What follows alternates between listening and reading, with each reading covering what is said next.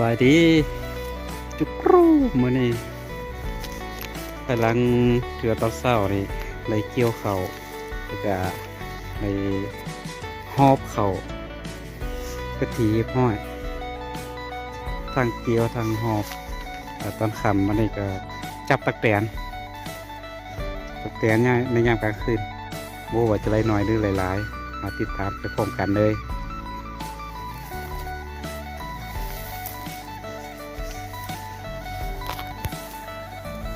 อันนี้ก็แมน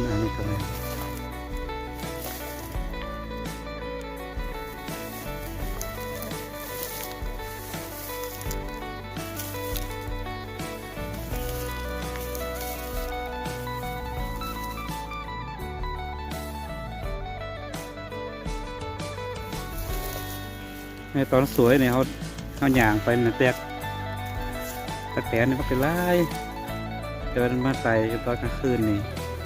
คือว่าโบราณเลยเดี๋ยวหายไปเดี๋ยวมันจะวุ่นลุ่มแล้วมันบกขึ้นเพิ่ง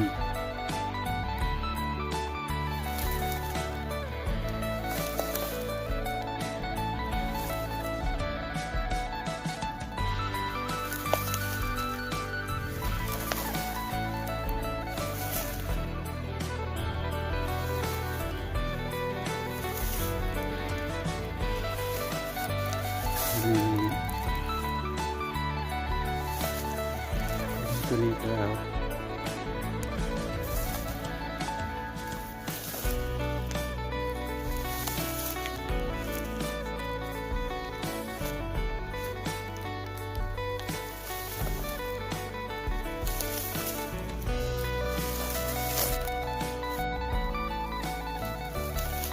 ชีวิตการไปอยู่ของคนชนบทมันกอกนา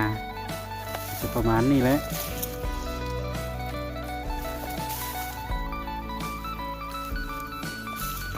เศร้าเฮ็ด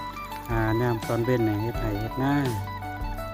ตอนค่ำน่ะสอกมาหากินสัตว์ได้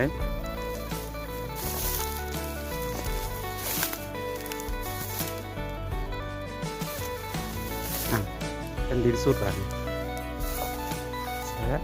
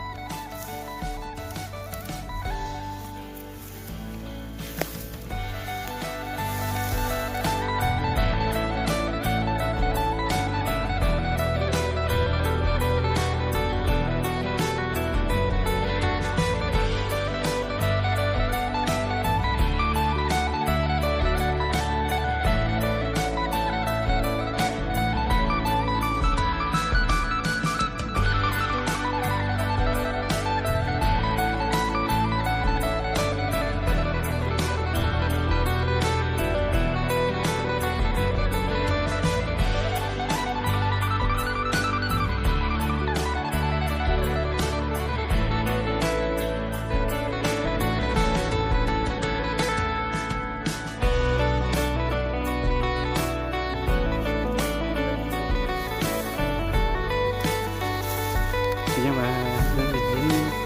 นท่าเข้ามาฝุ่นเรื่องสิ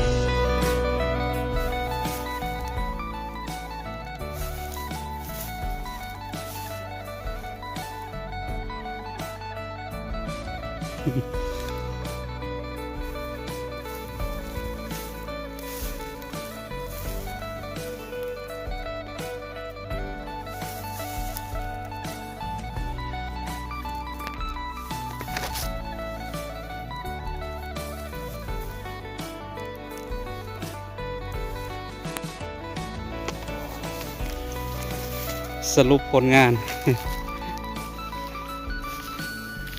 ผลงานเพื่อนนี่ได้ซ้ำนี้